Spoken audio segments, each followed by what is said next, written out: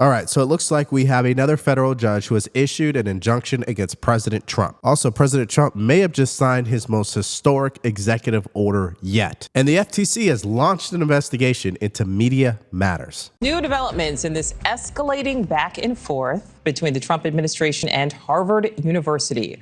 A federal judge in Massachusetts just moments ago blocking the administration's attempt to ban international students from attending the university. This new temporary restraining order stops the government from pulling Harvard's certification in the Student and Exchange Visitor Program. More than 6,700 international students are currently enrolled at Harvard from more than 100 countries. Most of them are graduate students. They account for more than a quarter of the school's total student body. Okay, so in this first story, I don't think we are surprised that this is happening. I think the surprise for me is how quickly this has happened. So a judge has blocked President Trump from revoking Harvard's enrollment of foreign students. And we're going to use Ground News to go over the facts, see what both sides of the political spectrum is saying in the media. And Ground News will help you do that. So if you want to follow along, just go to ground.news/Devori.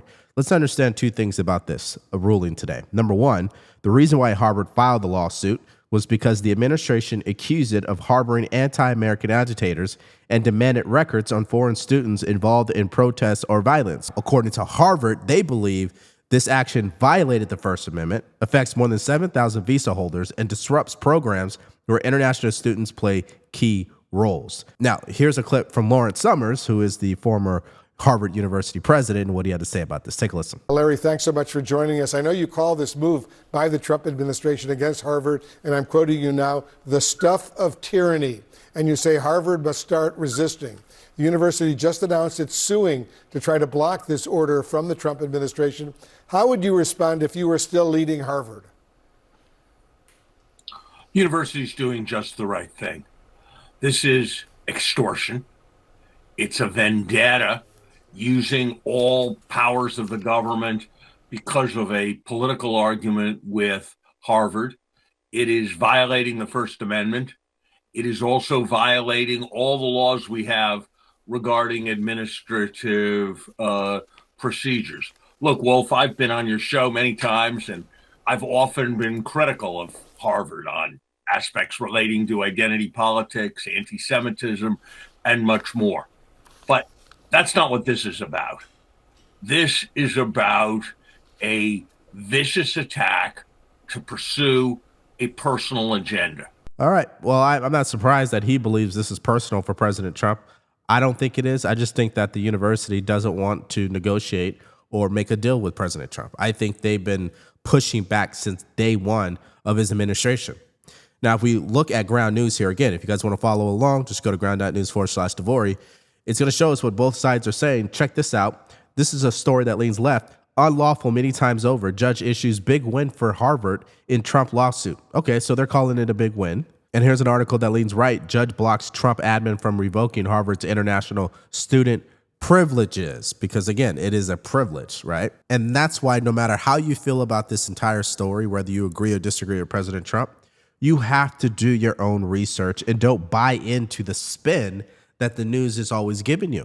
This is why we use Ground News here on the show. So if you want to use this tool for yourself, all you have to do is go to ground.news/Devori, or you can download the mobile app. Just use promo code Devori, and it's going to give you access to everything that I showed you in this video, including 40% off the Vantage plan. What I suspect is going to happen is that ultimately the judge is going to look at pretty much how much information has been requested of Harvard, how compliant have they been, and does the government have the authority to make the sweeping request that it has in terms of getting as much information on these students as it has asked for. Now, the government, on the other hand, is going to frame this as a matter of national security, which you already talked about, and basically say we need this information in order to determine whether any of these people pose a threat not only to the Jewish students on this campus, but overall to national security as a whole, such that they should not be here. So ultimately, when we have this hearing in a few weeks, that's what's going to be assessed by the judge, and they're going to ultimately weigh the interest of the university against the interest of, as the government will frame it, national security. All right. Well, number one, President Trump has the authority to do this. And really the question that the court is going to have to answer is the notice. So did the Department of Homeland Security give Harvard enough notice? 72 hours was the deadline. Now, according to illegal aliens who are MS-13 and TDA, the Supreme Court believes they should get 21 days notice when you're seeking to deport them under the Alien Enemies Act. So if they're getting 21 days, I can't imagine what Harvard is going to get. Okay, now let's circle back to Mr. Summers, because he made a comment during that interview with CNN that I really want to get your guys' reaction to. Take a listen. You know, the president and his administration have made a big deal, and they've been right, about Israel and anti-Semitism. Sending every Israeli student out of Harvard is much more discriminatory against Israelis and is much more discriminatory against Jews than anything they have complained about. Okay, let me make sure that you heard the same thing here that I did. He's saying that the campus protests that have already occurred, the increase of anti-Semitism on these campuses, and any and all complaints surrounding anti-Semitism is nothing compared to the Trump administration blocking Harvard from accepting international students, which me and you both know is not a long-term thing. I believe that is just a consequence of Harvard not playing ball with the administration. So do you guys agree with how he's putting it? Because I don't understand why you would compare the two. Why can't two things be true?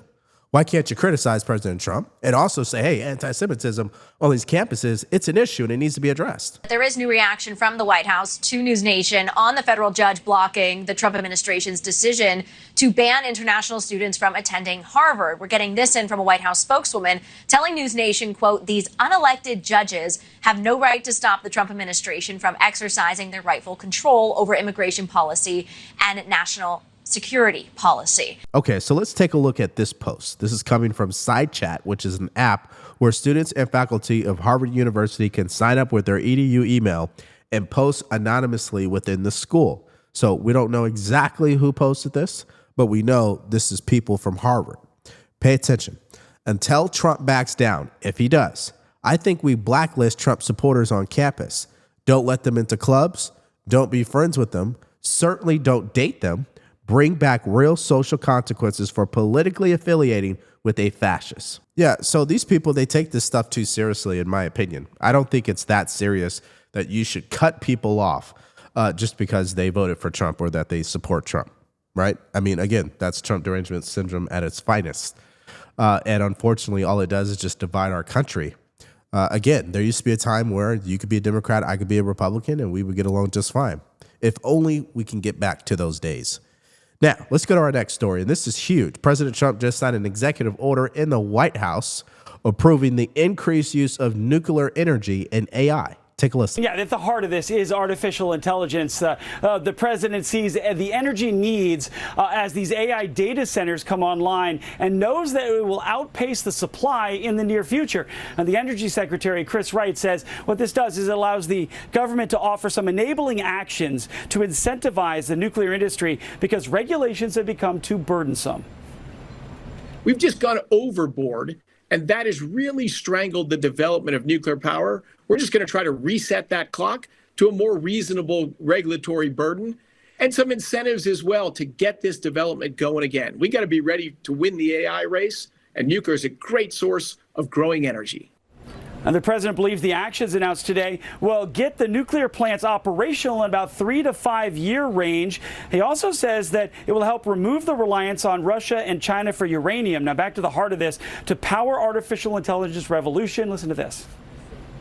We're in an AI arms race with China, and the next 5 years is going to determine the next 50. Artificial intelligence is critical for national defense.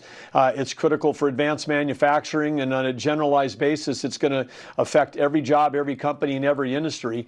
Yeah, so the thing about this executive order, just like the last 100 that he signed, it's all about getting the government out of the way. And so that's good news, especially when you're talking about AI and nuclear energy development. These are industries definitely where the government has had their hands in it, and they're the ones trying to control it. But we know that when the government is involved, more than likely it's going to fail. So it's really good to see something like that, especially when we have to compete with Russia and China. I mean, just on the surface, this makes sense. Now, if you guys want a good laugh, take a look at when he's signing the executive order and what he says right after. Take a listen. The first executive order we have for you relates to the issue that Secretary Hegseth was speaking to, which is the need for incredible amounts of power at defense installations and also in AI-focused installations.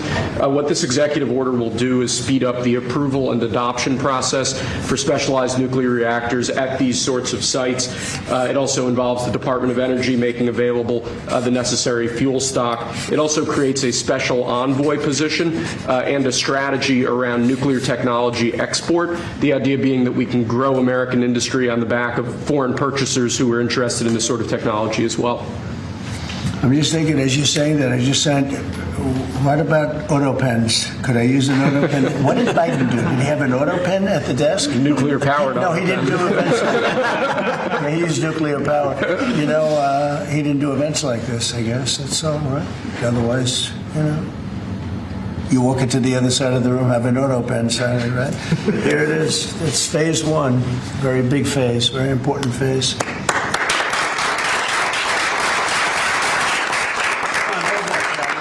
So during this executive order signing, he also was asked about Apple, because that was another story that came out today where the president is threatening Apple with 25% tariffs if they do not start making their iPhones here in America.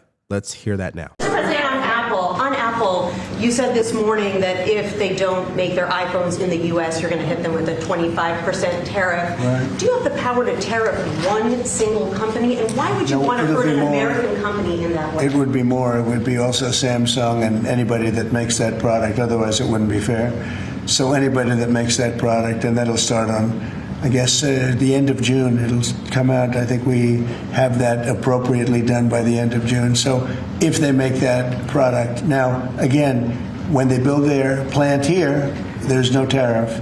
So they're going to be building plants here. But I had an understanding with Tim that he wouldn't be doing this. He said he's going to India to build plants. I said, that's okay to go to India, but you're not going to sell into here without tariffs.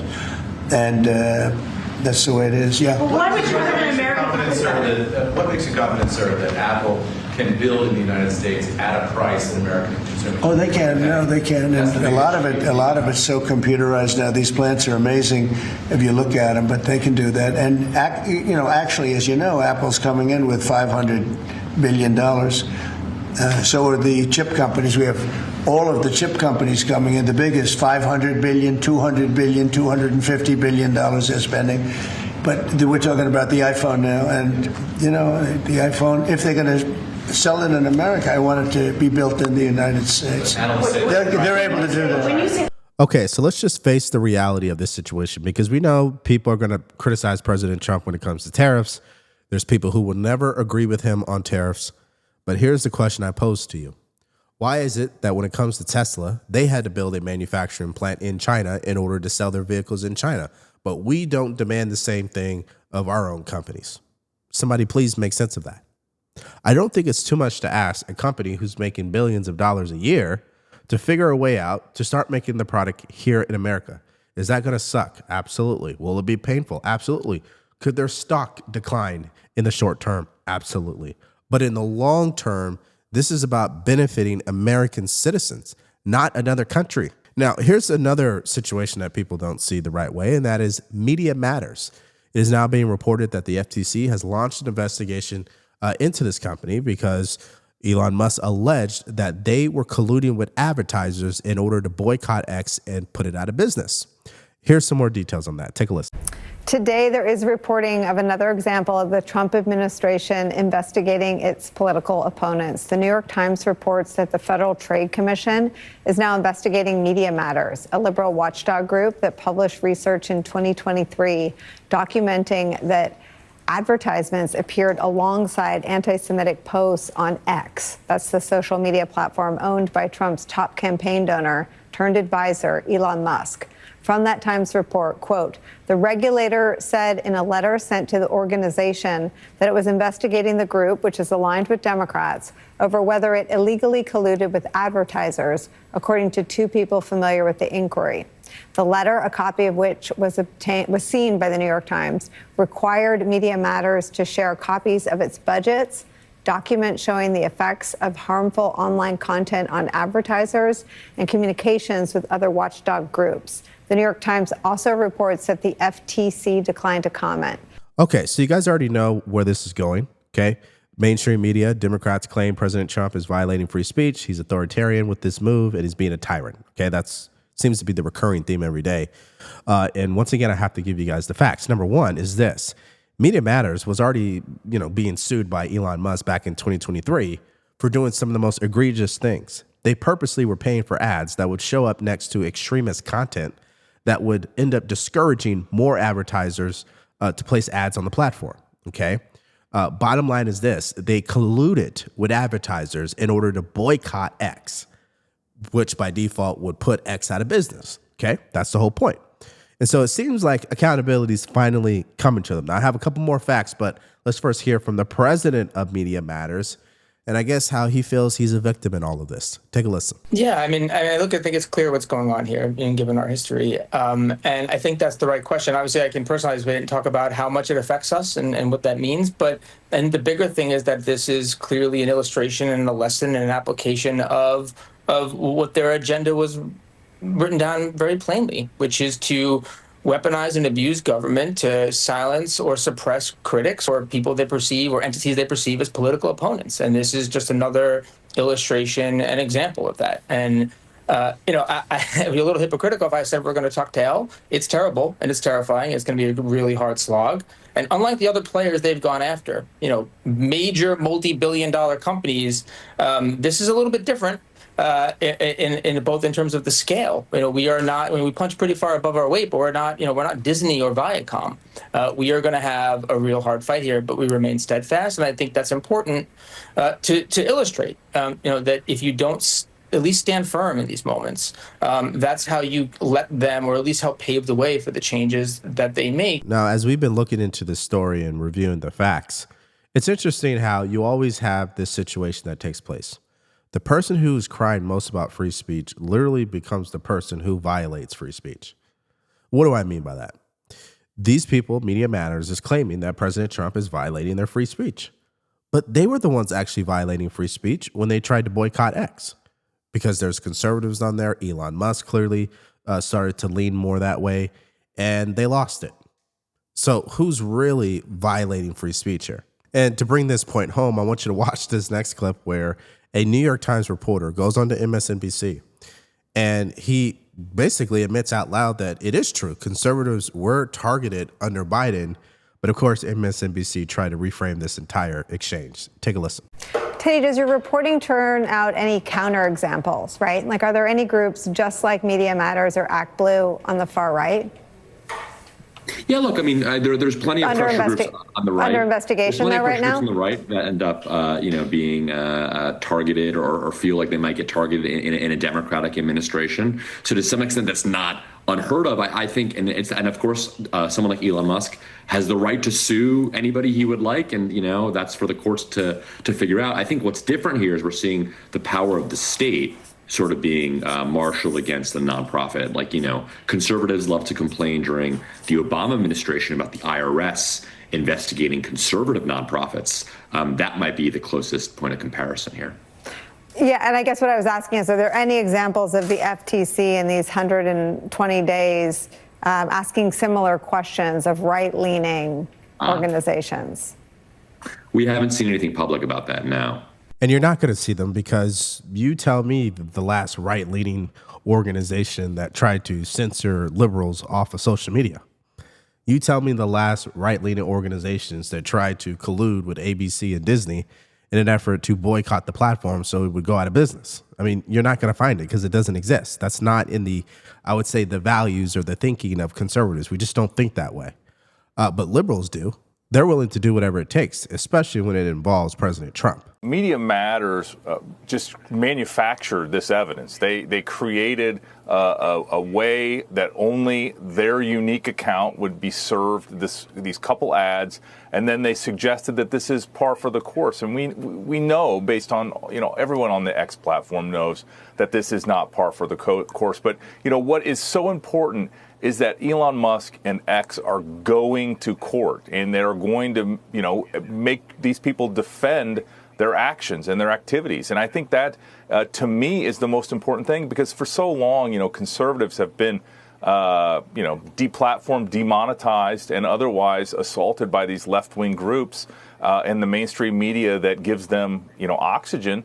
And no one has been willing to go to court and actually pursue their rights. And so I think this is a big deal for someone to invest money in the court and in lawyers to actually go after groups like Media Matters. Okay, so that was Matt Whitaker. He was reacting to the news that Elon Musk had sued Media Matters, so that's a flashback clip there. But he lays out the entire story in a very clear way. We should not have a nonprofit colluding with bigger corporations in an effort to boycott a social media platform, especially if they care about free speech. Now, I want to hear what you guys care about in regards to these stories. Let me know your thoughts about, number one, this federal judge issuing an injunction against President Trump. Number two, the president probably signing one of his most historic executive orders to this date. And finally, Media Matters getting investigated. I think they definitely deserve this. But let me know your thoughts about all this in the comment section below. Now, what's interesting, every time President Trump seems to have another federal judge issue an injunction against him, the Supreme Court hands the president another win. That's exactly what happened yesterday. So if you missed out on that story, all you have to do is click on that video because it's coming up right now.